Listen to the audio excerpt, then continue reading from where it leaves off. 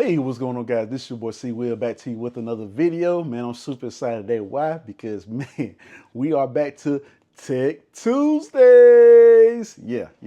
I'm excited. I am excited.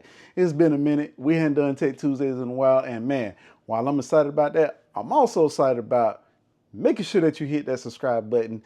Make sure that you hit like, hit the bell so you receive all my notifications. So definitely make sure that you position yourself to make sure that YouTube likes your boy. Man, let's move on. So as you can see here, definitely this is the YouTube channel.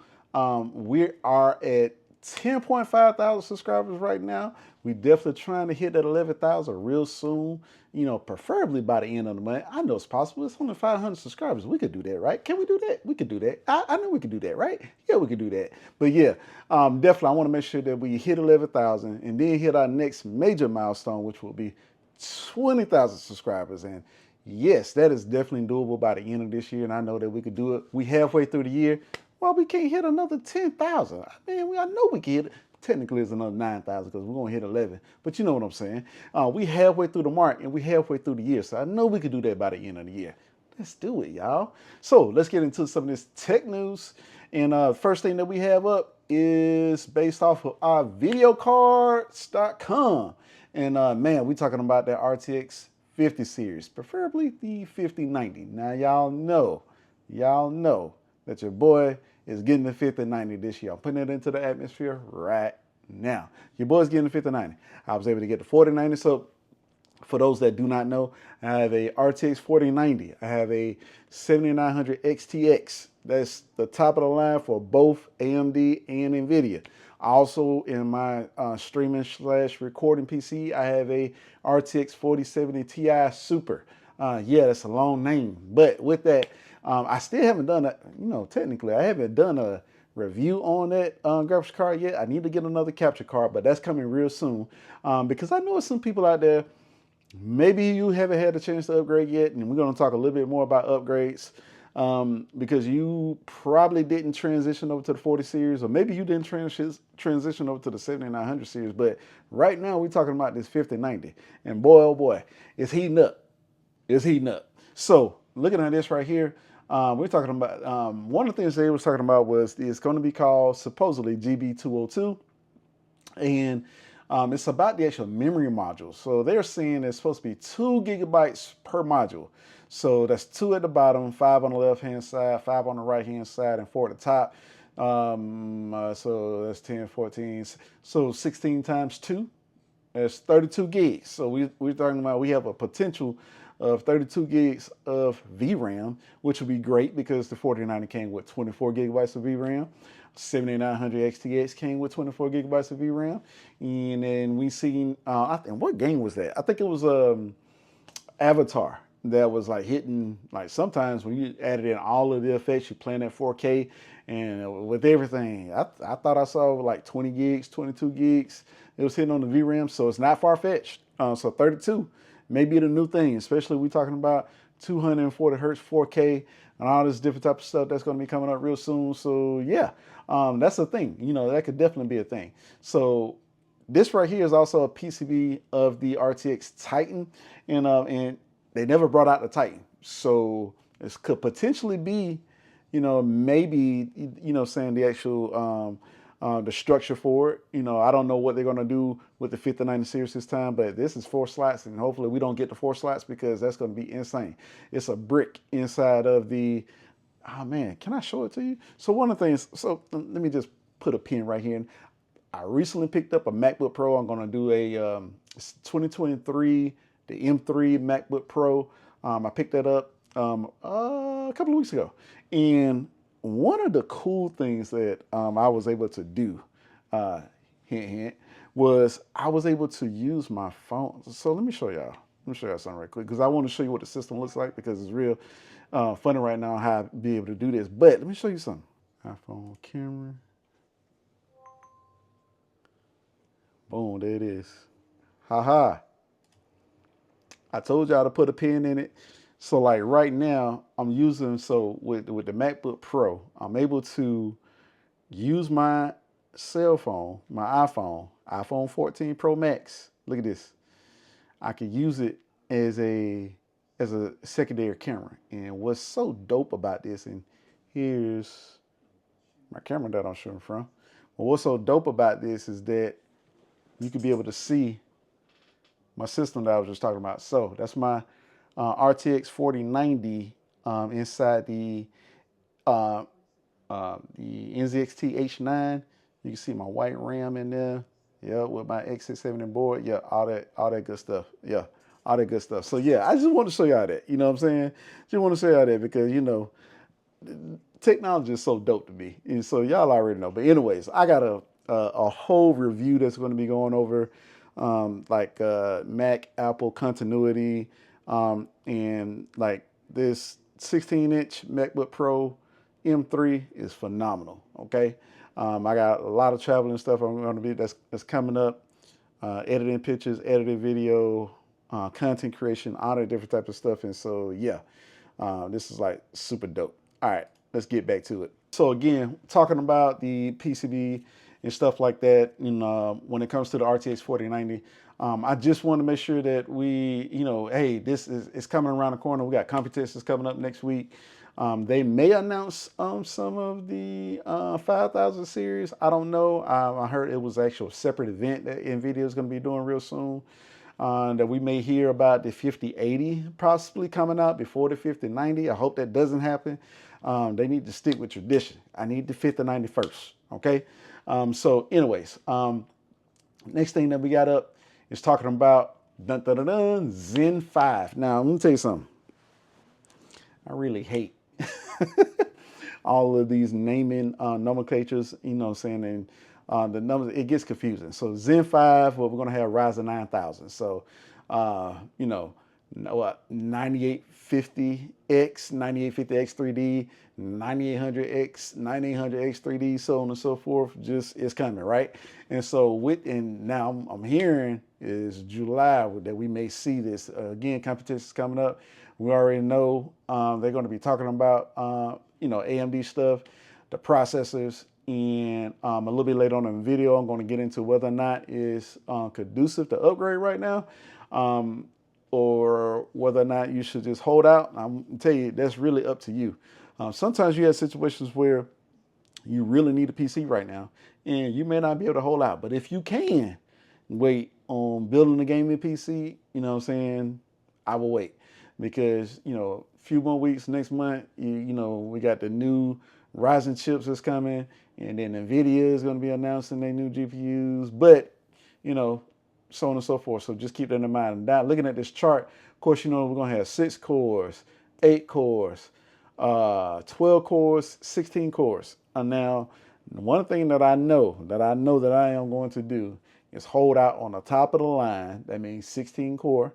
And if they come out with something higher, I might get something higher. But if they do another 16 core, which is what we're seeing, possibly, I'm definitely going to wait out on X3D chip. And the reason being is because I learned my lesson. I bought a 7950X 16 core chip, beast mode, right?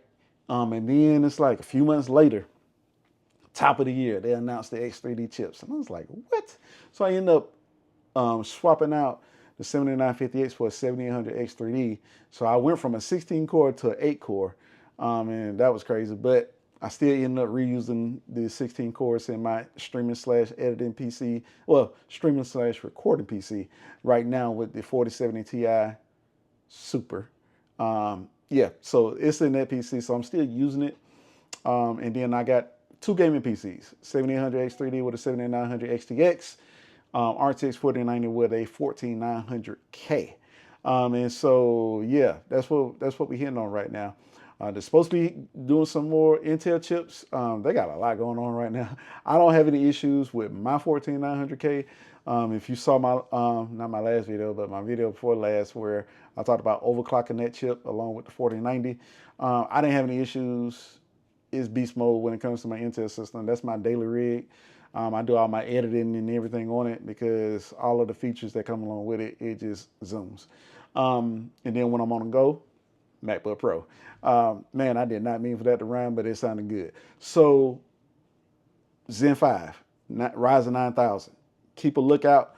The prices are going to be pricing. I can just tell you that right now. These chips would not be cheap. and I think I paid like 400 and something for my 7800X 3D. Definitely played like 600 and something for my 7950X. I got both of those chips open box through Micro Center. Shout out to Micro Center. They be making it happen. And so, yeah, if you get a discount but still get a warranty, just do it. But yeah, you know, that's what's coming up when it comes to AMD Zen 5 Ryzen 9000. That's a drop-in upgrade for me. My board that I have in my AMD system is an Asus ROG Strix Gene board. Phenomenal board. They don't even sell it anymore for some particular reason, but I don't know. But it's just a BIOS upgrade, drop in for a 9850X 3D, and I'm waiting on it. All right, so moving on. Next thing I want to talk about a little bit more is about PC part pickers. So if you had to build a PC right now, here are some of the parts that I would personally choose myself. And so we will start off with the Ryzen 7 7800X 3D. I was just talking about this. I already have this chip. I'm currently using it in my AMD gaming PC. It's $344.99. This is going to be a great gaming processor for years to come. So if you don't plan on upgrading, you're going to be good with this either way it goes. It doesn't take a whole lot to cool the actual CPU, so you could do a NHD D15 Chromax Black. This thing right here rivals liquid coolers, so you could still use this even for the next chip that you're going to be using, whether it's a 16 core or whatever the case may be. Pretty sure it's probably not going to be it's probably going to be even more efficient when it comes to the cooling and stuff like that than what the current chips are. So just keep that in mind. Now, motherboards are subjective. This motherboard is still expensive. If you can find an open box somewhere, by all means, great. Usually when it comes to motherboards, I don't normally do open box, but I did my latest X67 and Gene board. I got open box from Micro Center, but that's because of the you know, you still get the manufacturer's warranty and all that different type of stuff. And you can actually get an extended warranty through them, which would, you know, help out a great deal. But if you don't have a Micro Center in your area, I would still rock with the Asus Strix X670E-E board. And the reason is because of growth and longevity. So like you could still be able to do upgrades throughout this board, at least probably definitely another generation that we got coming up, and possibly another one after that. But it's going to have all the features that you're going to need as far as all the slots, M.2 slots, all this different type of stuff. Asus boards rock when it comes to I have two Asus boards and both of my game PCs, so they've been good for me. I would still rock with, like I'm currently using DDR5 G-Skill in my AMD rig. I'm using 6000, but I have it overclocked to 6400, and I also have my RAM tuned. So if you get 64 gigs, and I would say 64 gigs now because 32 used to be, so you know we went through this whole thing like, oh yeah, you can do 16 gigs. Well, you can't do 16 gigs no more. And then it's like, okay, hey, new generation was all about 32 gigs. But guess what? We're coming up on another generation. I would just go ahead and get 64 gigs. It will not hurt. You will future-proof yourself, and then you decide that you're going to start doing some content work, stuff like that, and you need to upgrade to 128 gigs, then you will only have to buy 2 more sticks. SSD, NVMe, Samsung 990 Pro, that drive rocks. I'm using the 2 terabyte and a 1 terabyte in my Intel rig, and then I have the 980 Pro. I have 2 of those in my AMD rig, and yeah, you can't go wrong with those. Those like super fast drives. And we're still not even saturating those drives just yet, and so you're good with those. Now, when it comes to the video card, here's where I would actually go in the middle of the road. So you could, even if you want to do AMD, you know, which I didn't have on here, but I would actually get a RTX 4070 Super for your middle of the road. So you can do 1440p gaming. If you use frame generation, you can do 4K. But really, this will kind of get you, if you plan on upgrading, with the new Nvidia GPUs that's going to come out this year, this is a middle of the road option if you have to build right now. $600 is still a lot of money, but man, you can still get great 1440p gaming out of this thing. This is what I would rock with. If you're on the AMD side, 7800 XT, I'm saying $500. You can't go wrong with that either. Great for 1440p. I did a review on that card. You could see that on the channel. On my channel, I have a review on that.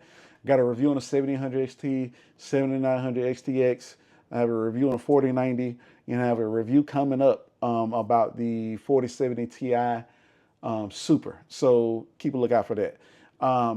NZXT H9 Flow. I'm using this case in my Intel build. It's phenomenal when it comes to airflow. It's also great to build in. So if you want to check out that video, that's also on my channel as well. And then Seasonic when it comes to the power supply. Let me tell you something. If you watched me for long enough, you know I rock with Seasonic because they rock with me. And I have them in all 3 of my PC builds, and also in the build that I did for my daughter. They all Seasonic. And the reason being is because I never had an issue with them. They come with the actual best cables, the ATX 3.0, at least 1,000 watts. We were talking about future proofing. So, if you run across a car that's going to be using, 500-600 watts, you still be good with it. Rock with it. So we're talking about what, about $2,200? That's that. I mean, when you're talking about building a PC right now, that's what you're looking at for a great gaming PC that's going to give you options for upgrade. Now, here's my thing. I know you're probably looking at this as like, that is not in my budget. Let me tell you something. Save your money. If you buy cheap, you buy twice. I've learned my lesson on that. Buy what you want so you don't have to buy what you want later. Okay? It is what it is. Save your money. We save our money for all of the stuff that we quote unquote say that we want and or need. Put the money to the side and just buy what you want and get it. Work hard for it. Work overtime for it. Do what you need to do, because if you do it once, it'll last you for years to come. You won't have to worry about constantly doing upgrades. So that's my 2 cents. That is the end of this video. We back on it, baby. Tech Tuesdays. Let me know what you think down in the comments below. And I'll see you in the next video. Peace.